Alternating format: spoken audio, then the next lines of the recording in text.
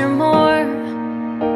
So they started a podcast to talk all about it, and 30 and Nerdy was born. Oh, 30 and Nerdy was born. You might hear them chat about shows like The Witcher or movies like Lord of the Rings.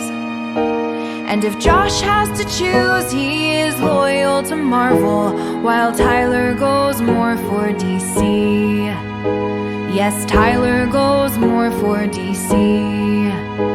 Now come, come, one and all, nerd up or shut up, just answer the call to be part of our journey into magical worlds. Join us and cheers to ya nerds. Join us and cheers to ya nerds. Hello, hello, hello, Fanboy Expo. How's day 2 going?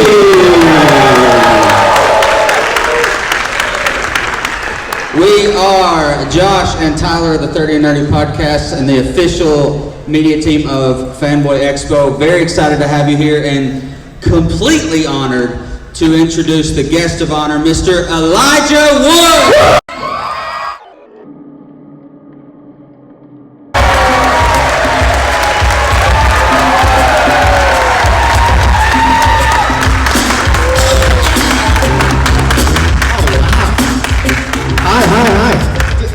Intro music? That's fantastic. I figured. Thanks, buddy. I'm a huge Prince fan. Hi, everyone. Welcome to Knoxville. This is my first time to Knoxville. Welcome. We're glad you're here. Yes. So, Elijah, I need your help. Okay. I need your help. All right. Next Friday, my wife, Rebecca, and I will be celebrating our 10-year anniversary. Congratulations. Thank you. Thank you.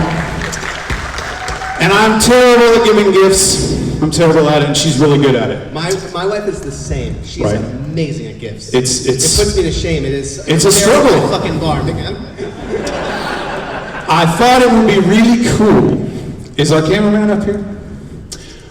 So I'm reaching my 10-year anniversary. Tyler here, he recently got married as well a couple of years ago. And his ring even has this little inscription in Elvish that you might know of and recognize. So he's got that. We thought it would be so cool if Elijah would hold our rings in his hand.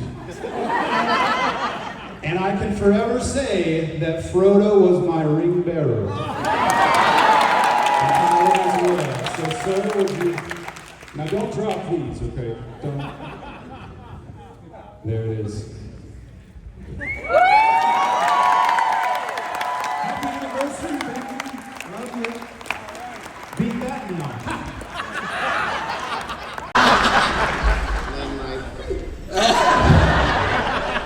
Sometimes I wish. Thank you, thank you. Schnoz, grip the tool. All right. Hey, guys.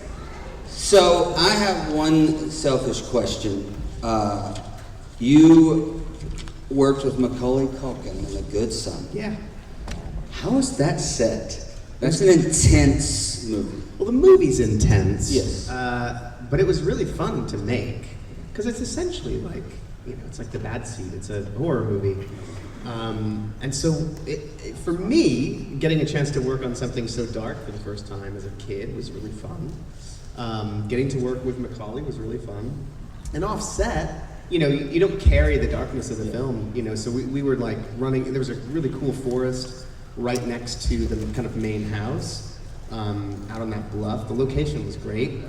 We'd run around in the forest and, play and hang out. So my memory of the experience was that it was just joyful and fun, It was great. But you are a horror fan. I am a horror fan. I am the huge Since I was horror very fan, young. I love it. It's so funny because I have kids now, and I have, obviously they've not seen horror movies yet. They're 5 and 3, but I have an older brother. My brother's 7 years older than me, so when he was renting movies with his friends, invariably they were like genre films or horror films, and he would let me watch them with him and his friends as long as I didn't tell our parents. So I was like 6 years old with the first horror movies that I saw. And I can't imagine, like, my son's too sensitive, and my daughter, it wouldn't go over well. But I mean, I've been a fan since I was 6, you know. Saw Nightmare on Elm Street 3 when I was like 6 or 7. One of my favorite horror movies of all time is a direct-to-VHS movie called Truth or Dare, Critical Madness. Have you seen it? It's great. It's so great and funny. Yeah. So yeah, long-time horror movie. And hello? You can't hear me? Oh, really? How about now? Is that better? So, Elijah, a couple years ago, Billy and Dom had a podcast. Yeah, the Friendship Onion. Friendship Onion. Yeah. It was a good show. It's great. Good show. And they were always talking about playing League of Legends. Oh, fuck. And they... It's like, how long before we can get Elijah to play League of Legends with us? Has it happened yet? All right, so the extent to which I've played is I downloaded it and played, I think, a tutorial or like a couple of rounds. I then described what I played to Dom, and he was like, you didn't even play the right, like, you can't judge the game based on that. Yeah, essentially. I think it's not for me. The truth is, like, they had, you know, for so long, like, the better part of a couple of years, were like really trying to get me to play with them, because they also play online with friends, and I think I just don't like that style of game. I love video games, and that sort of isn't for me. Are you playing anything now? Yes. What have I been playing? Oh man, Blueprints. Holy shit! Right? Isn't it just the? It is, and it's so satisfying. So I had seen a video that someone was sort of talking about the game, saying, "This is my favorite game I've ever played, and don't read anything about it. Do not go online and look for hints. Just play it and allow yourself to be like surprised and satisfied, and take notes." So I was like, I'm intrigued. This sounds great. So I downloaded it. I have the Steam Deck, so I was playing it on Steam Deck, and it's just fantastic. I love it so much. I've got screenshots. I've also got a notebook. I've taken a lot of notes. But it's so, guys, I can't recommend this game enough. It's awesome.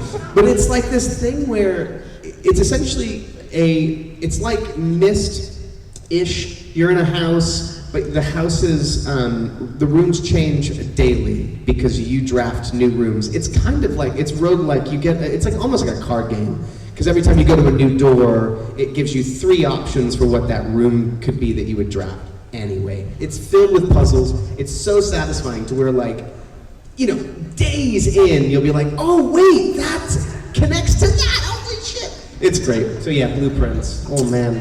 I've been playing Spyro lately, and you must have. So I didn't, it's only from meeting y'all at these conventions that I've realized what an impact that game and series had on people. So special. I just did the voice, and I never really played the game, and I've met so many folks for whom it really meant something, which is really cool. Yeah. My other question is, how many times since that glorious day have you been asked if you would wear wigs? Today was the first time. So many. Well, that interview has had a new life due, by and large, to social media and TikTok. And yeah, it's taken on a life of its own. What was this funny little, prank? Which was a really joyful moment for me, because the way that happened is I was alone in New York City doing a full press junket day via satellite while everyone else in the cast were in Berlin. So I didn't get to do, normally a press day like that, a junket day, you would do that together, and the trudge of being asked the same question over and over again for hours and hours is made easier when you're doing it as a family.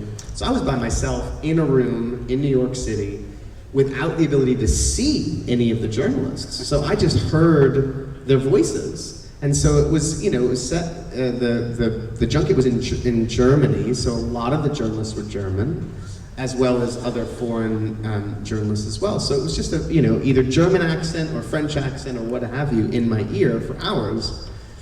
And then along comes this voice, Hans Jensen. And initially I didn't think anything of it. And the questions just got weirder and weirder. And I thought, oh, something's happening here. And that's what it went, and it ended up being Dom, which was like the greatest feeling for me because I was alone, and then I had this moment of connection with my friends, you know. And then they obviously cut it together and put it on the DVD as like a little Easter egg. And man, has that thing just taken off. Yeah. And you know what's funny is I've rewatched it. My wife had never seen it, so I showed it to her, and she laughed and thought it was hilarious. And I rewatching it, I was like, man, I should have said I do wear it, because I did. Frodo wore a wig. Why was I so adamantly against wearing wigs? Do you? No. Will you? Maybe. Yes, I do, and I will. If the moon strikes. Again. Anyway. Okay, friends, we know a lot of you have questions for our esteemed guests. So actually, we're going to let you guys line up here at the microphone, please, calmly. And let's limit our questions to one-part questions, please, so we can get through as many people as possible. Hello, Mr. Frodo. Hello. My name is Mikey. Hello, Mikey. At what point during the filming of the trilogy did you realize, wow, I am part of the greatest trilogy in cinema history? Like, this is going to change my life. That never happened. I mean, listen, I can parse it out in a different way. I don't think any of us were able to understand, because it wasn't, those films, they hadn't come out yet. They were still in process. And so its context in sort of the canon of great cinema, it hadn't yet been given its shot. So for us, what I can say is that it unequivocally was the most extraordinary experience that we'd ever had, and the most incredible adventure, and unlike any film experience that any of us had ever had, you know. And I was 18 when we started in 1999, and I was 22 when we were all finished. So like hugely formative years for me. First time I was ever away from home for that length of time. So really like my first outing as an adult. Huge growth experience. And extraordinary adventure that we all got to sort of share in together in this beautiful country called New Zealand. So that was what I was impressed by. Like definitely moments of like, holy fuck, this is an extraordinary thing we're doing. And reminded of that all the time. From flying to the top of a mountain, you know, via helicopter, shooting scenes, to cresting a hill and seeing Hobbiton lay out before us. There were so many of those moments of something really special is happening, and we're all doing this together. Thank you. Yeah. Hello, Frodo. I just had a quick question. Yeah.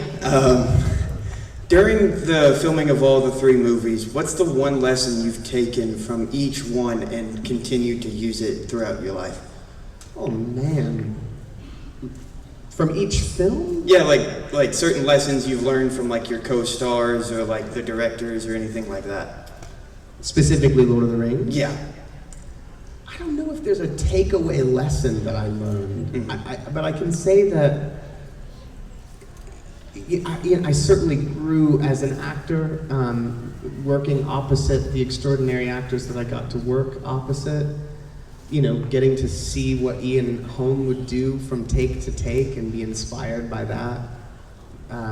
You know, working opposite Ian McKellen, getting to sit and chat with Christopher Lee and hear extraordinary stories.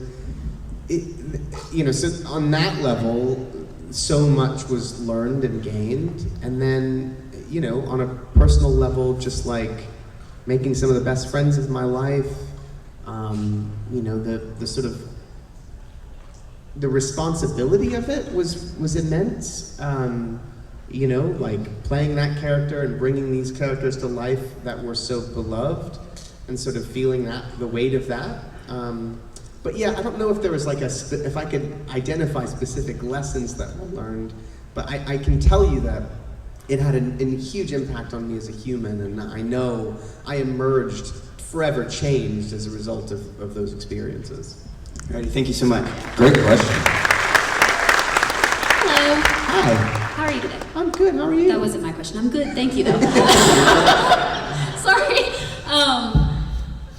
My question is, what memory from filming Lord of the Rings do you remember the most clearly? Not your favorite memory, but the one that you remember most clearly. I mean, so many stand out.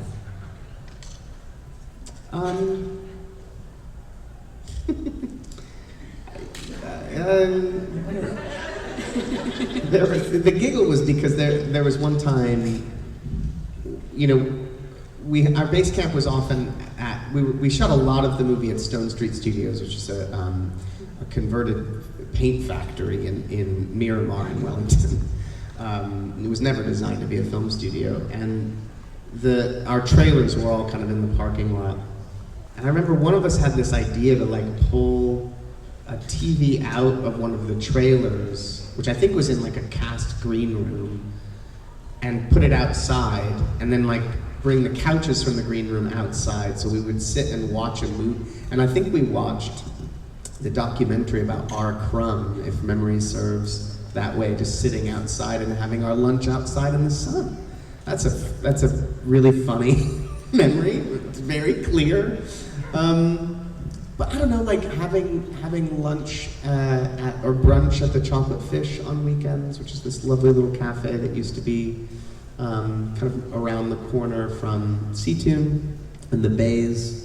Learning how to surf at Lyle Bay. I mean, there's so many. Going to, we spent a lot of time on the street called Cuba Street, which was sort of where a lot of the action in Wellington happened. I'm sure it's still pretty vibrant now. It's kind of largely car-free, so it's just like a walking area, filled with bars and restaurants and stuff. And so we spent a lot of time there. Great cafes, a place called Fidel's that we used to go to a lot. There's at the end of that street this place called Real Groovy, which was sort of the big record store in town. And I mean, the four hobbits, certainly the three of us, Billy, Dom, and I, would spend almost all of our per diem at that place and just like buy records every weekend. So that memory really sticks out too. But it's I have there's so many vivid memories, honestly. It still feels very alive in my mind. Great. Thank you so much. Excellent shirt right here. That's the animated Lord of the Rings. That's one of my favorite images. Thank you. Yeah. My wife got it for me. Cool. Big fan of the trilogy. Big fan of you. Aside from the trilogy, I'm a huge fan of Green Street Hooligans, and I'm just curious, like, what your mindset was when you decided, like, okay, I want to work on this movie. What were you thinking? Did you know a lot about what that movie was kind of about, the soccer, like the football, soccer, the firms, all that stuff, or was it just kind of interesting and you were like, I want to dive into this? Probably more the latter. I didn't know a lot about the culture, so the script in some ways was a real introduction to me to that culture and the sort of adjacent violence associated with being a fan that is, you know, has almost nothing to do with the game itself. It's all about the sort of these individual gangs, essentially, that were supporters of each team. So learning about that was really fascinating, and the script was such an interesting entry because you're really seeing it through Matt's eyes as this guy who is American and doesn't know. Mm-hmm. And I loved that view into the sort of underbelly, and found it really fascinating. So it was just a script and kind of the idea of it and the window into that world that was fascinating that I wanted to be a part of. Cool. Thank you. Appreciate it. I hope this isn't a downer, but how uncomfortable were you narrating the audiobook for Huckleberry Finn? Oh my God. Oh man. Uncomfortable, but it's that thing of like reading it, you know, I'm sure all of us read that book growing up, so it was... Reading it on the page is nothing. I know. Listening to you saying it over and over again while I'm driving my dad's car from Florida to New York, that was a different story. I can imagine.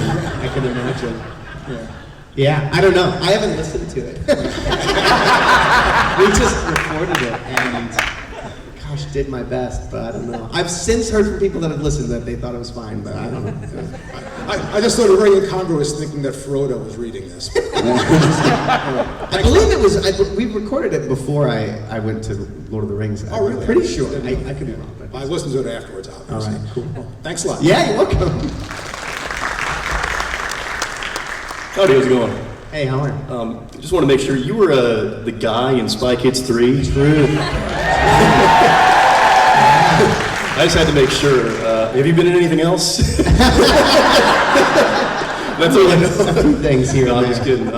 My big question was, obviously, loved you, Lord of the Rings, defining part of my childhood. Weirdly, a defining part of my early teens was watching Wilfred on Adult Swim.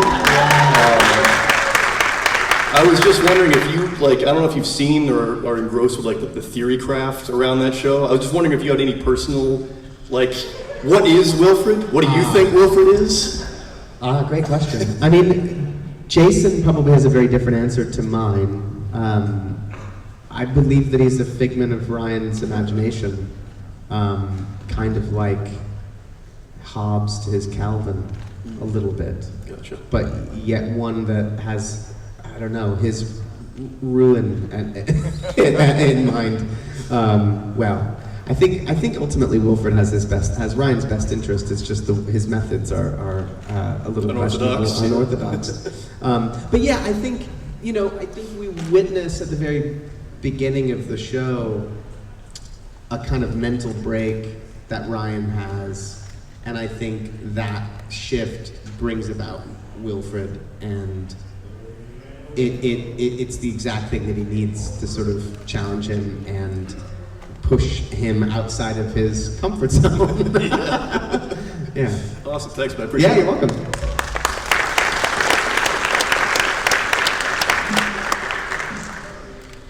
Out of all the Lord of the Rings trilogies, which one was your favorite series? What do you mean? Fellowship. Oh, the favorite Towers, films. Oh, I see. Oh, I see. I think Return of the King is the most emotional of the three, for sure. It really is the darkest and most intense and emotional. But Fellowship, I think, is my favorite film. I mean, I love them all, I love them all. But I love the intro in The Shire, in Hobbiton, the forming of the Fellowship, the journey that they go on, and then ultimately the breaking of the Fellowship. It's just, there's something so complete about that before it becomes everyone off on their own journeys in support of the primary one. So yeah, I love Fellowship. Thank you. Yeah. I'm a short. My question is, what was your favorite part of being a part of the cast in the film Lord of the Rings? My favorite part about being a part of the cast? It's a great question. I think,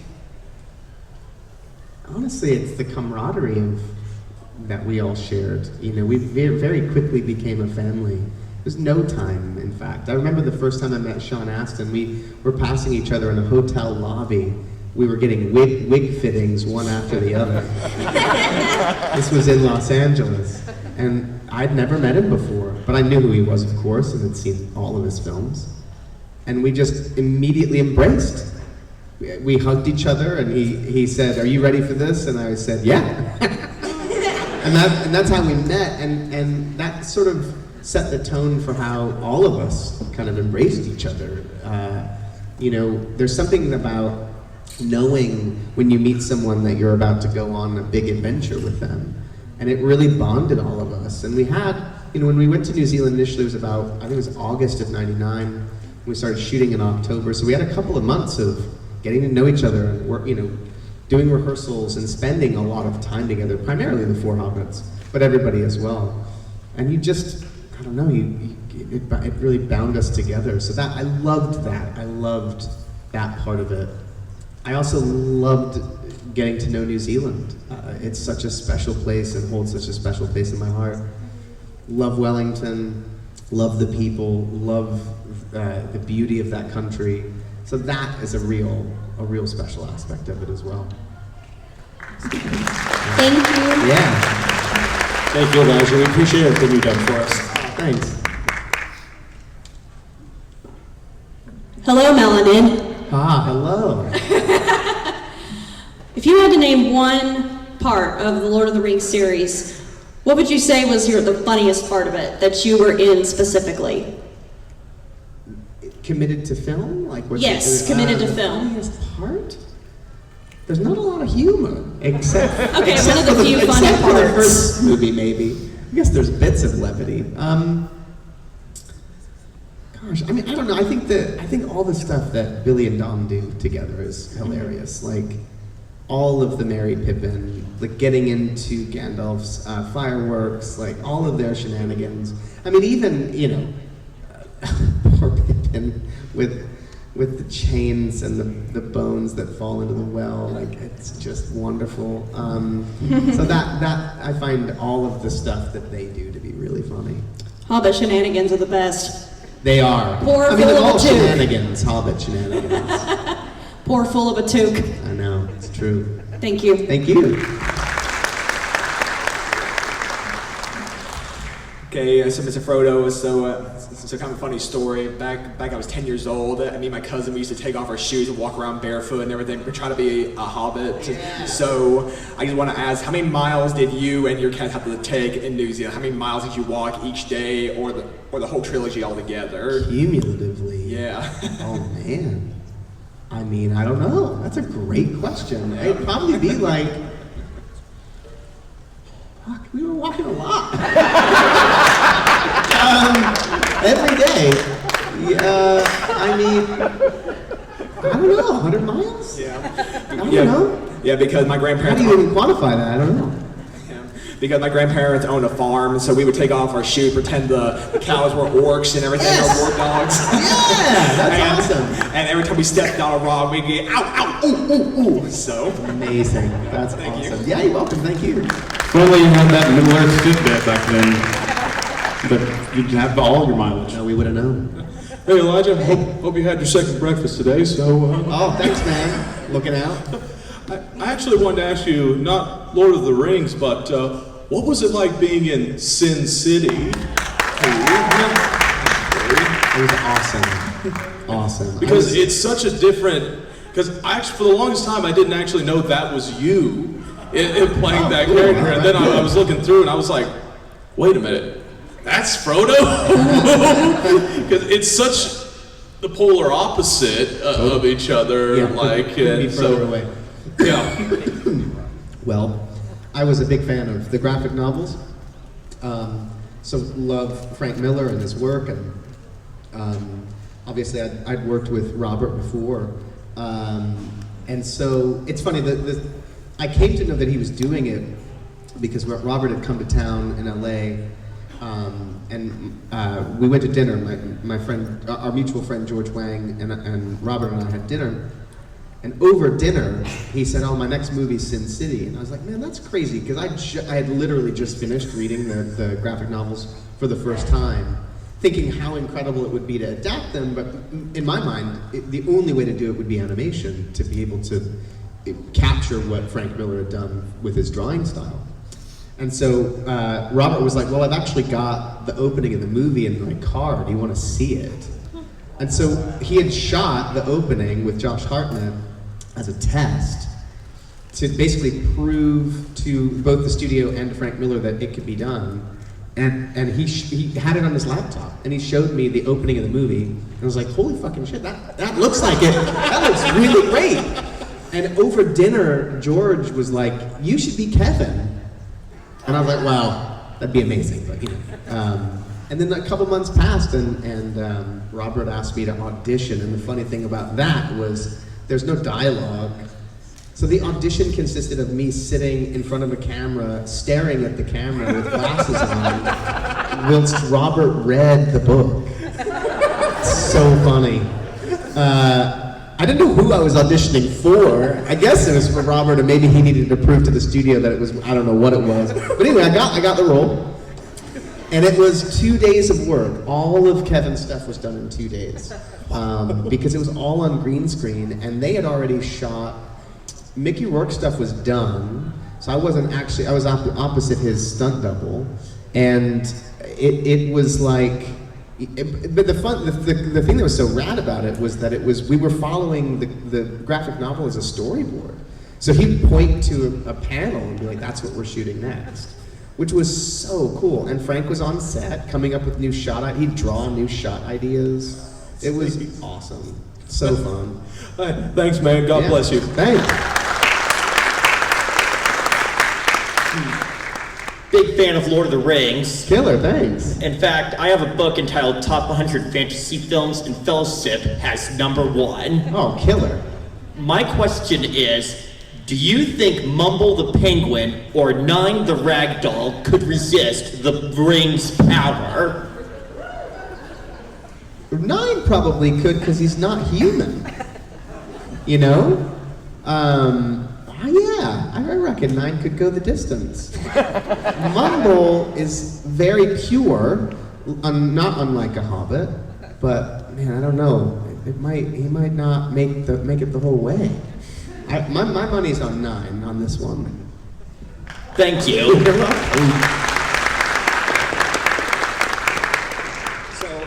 I'm here with my sister on video chat, and she wants to say hi to you. Hello. Excuse me. So this is her. Hi. She's a real big fan of you. Like my other sister has her son. Her middle name is Elijah. So or his middle name. So okay. Yeah. So I wanted to ask. She's laughing. I want to ask. What was more shocking to film on, Maniac or the Toxic Avenger that's coming?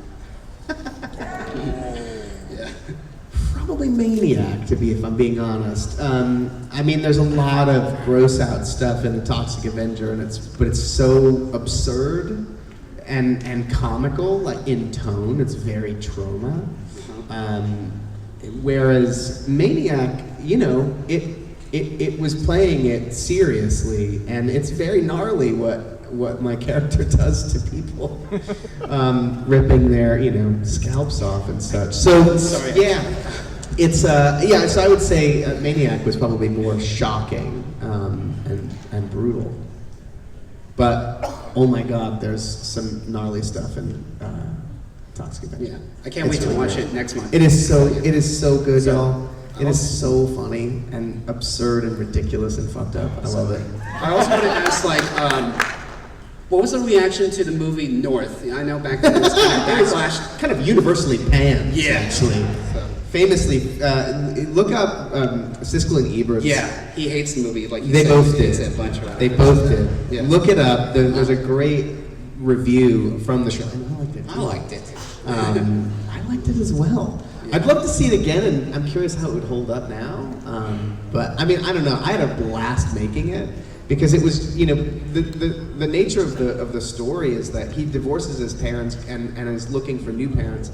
So it's like almost every other day, we had a new set of wonderful actors to work with in a completely different setting. So it was so much fun to make. I loved it. Thank you very much, man. Yeah. You said hi. So. Thanks. Take care. Hello, Mr. Woods. Hello. I don't know if you've ever been asked this before, but I'm just curious if you have any opinions on the Ring of Power series, if you've watched it, if you intend to watch it, what your thoughts are. I've seen the first 3 episodes of the first season, but just didn't stick with it, so I'm way behind. But I've heard that it's good. I've heard the second season's even better than the first, from folks that I know that have watched it. Yeah, it's cool. That's all I had. Yeah. Well, actually, I have one more. If you had the Ring of Power for one day, what would you do with it? Oh, man, what would I do? I mean, it's really like an invisibility trick, right? Mm-hmm. Or what would you be most tempted to do, I guess? No, I always go to the kid me would have said, put the ring on and then stay in Disney, sneak into Disneyland or something. Which would be pretty rad, right? I don't have to be a kid to do that. I would do that right now. Wouldn't that be awesome? Yes. Get the head of line. Oh yeah, that'd be kind of dope. Thank you. Yeah.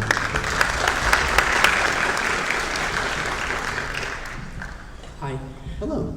So, out of all 3 of the Lord of the Rings movies, what scene was your least favorite to film? Least favorite? Oh, that's good. I've never gotten that. Least favorite. I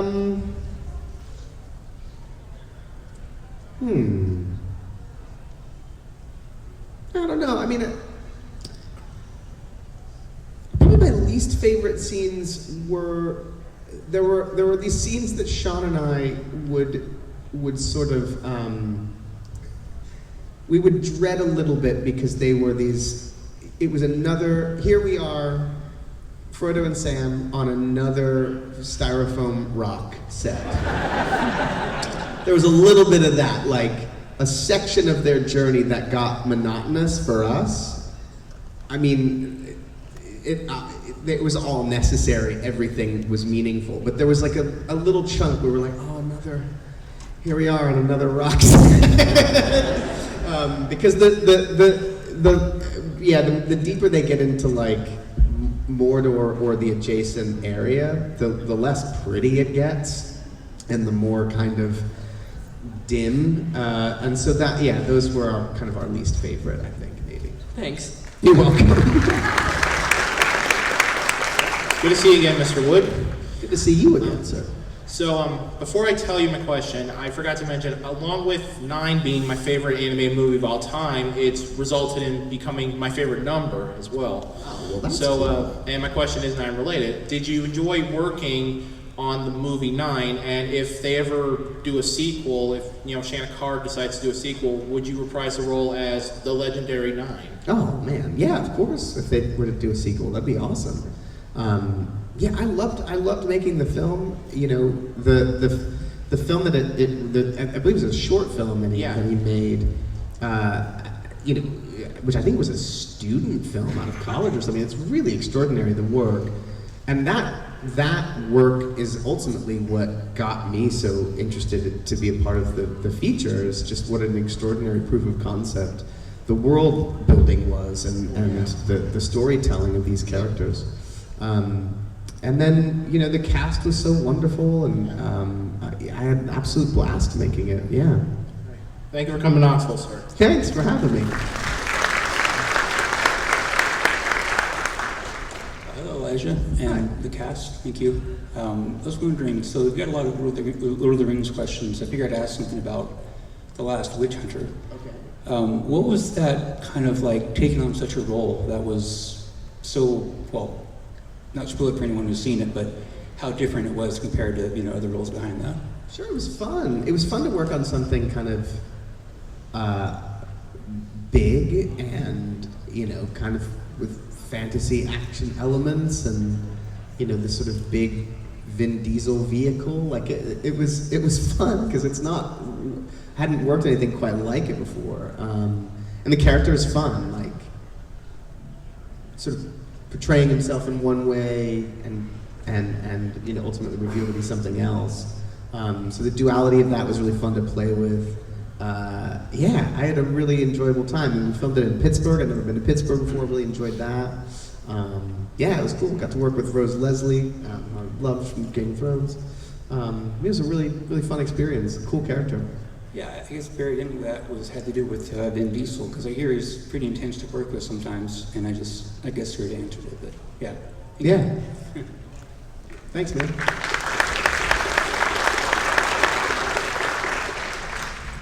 All right, so this isn't related to anything you've starred in, like everything else is. I just want to know, have you ever played Fallout or seen the Fallout show, and which installment is your favorite, if so? I've never played it. Never played You ever it. seen the show? And nor have I seen the show, but the show looks great. All right, well. And it looks very accurate to the game. I think there was one version of Fallout that I did mess around with briefly, and I can't remember which one it was. It was cool, but I never dove in. But the show looks great. All right, thank you. You're welcome. I feel as if I've disappointed you. And I'm sorry for that. Hello. Hello there. Hello there. General Kenobi. I'm sorry? But, I'm going to go along with the rest of the crowd and ask you a Lord of the Rings question. Great. Yeah. What do you think of Tolkien's Catholic influences while he was writing it? His Catholic influences? I don't I don't know if I can speak to that. I mean, I think it informed a lot of both him and C.S. Lewis in terms of their writing. I feel like C.S. Lewis, it was much more baked into the narrative in a way that was much clearer than what Tolkien did. So that I can definitely speak to. C.S. Lewis was, I mean, Lion, the Witch, and the Wardrobe, and the subsequent books, it's allegory, right? Whereas I feel like Tolkien was drawing on the Industrial Revolution, man polluting the planet, war, the sort of dangers of war, these sorts of things. And I'm sure that there were probably theological elements woven in just due to his own faith, but beyond that, I'm no scholar in that regard, so I can't really speak to it. Thank you. Yeah. Hello. How did it feel filming with Andy Serkis in the mocap suit? Awesome. Awesome. I mean, Andy is a force of nature. He's incredible. And what he did to transform into Gollum in front of our eyes on a daily basis was extraordinary. It didn't feel like someone providing a reference past for animation. Like, he was physically there and gave as much to the physical part of his role as he did the voice. It was, working with him was amazing, and those scenes, he just gave us so much to work with, and to see Gollum come to life in front of your eyes was just amazing. I love Andy so much, and he is so unbelievably gifted and works so hard to make that character come to life. I think initially, I don't know that, like, he was hired, I think, a lot for his voice and what he was doing, but like, he drove the physicality of that role. It was so important to him. And he worked so closely with Weta Digital in the creation of that character. And so much of what he was doing on set was that, and gave himself 110%. I mean, in like cold New Zealand mountain water, like jumping into the river, like it's just bananas, like just full-on commitment that was extraordinary to watch and made our jobs opposite to him so much easier, And he's the best. And I'm so excited about The Hunt for Gollum. So excited. And thrilled that he's going to be at the helm of that film, Thank you. Yeah. We do have time for one more question. Hi. Hello. I was wondering, what was it like working with Orlando, and what's one of your favorite memories with him? Working with Orlando? Oh, that elf. It was great. Yeah, Orlando was wonderful to work with. Hilarious. And we all picked on him a lot. No, he was awesome. He was amongst us, the one really carrying a specific race that was a different kind of character, and he brought that character, I think, to life so beautifully. The sort of stoicism and the stillness and the grace of the elves. It's wonderful. And he, amongst Billy and Dom, myself, and only a few others, were sort of the youngest people. So we all really bonded and hung out a lot, and we were kind of a unit. We all learned to surf together and took trips together. So Orlando was a part of, it was sort of a part of the Hobbits a little bit. I love Orlando. Thank you. Yeah. So we have got to wrap things up now. Unfortunately, I'm sorry guys, we couldn't get to everybody. We don't have time. We need them for like 3 more hours.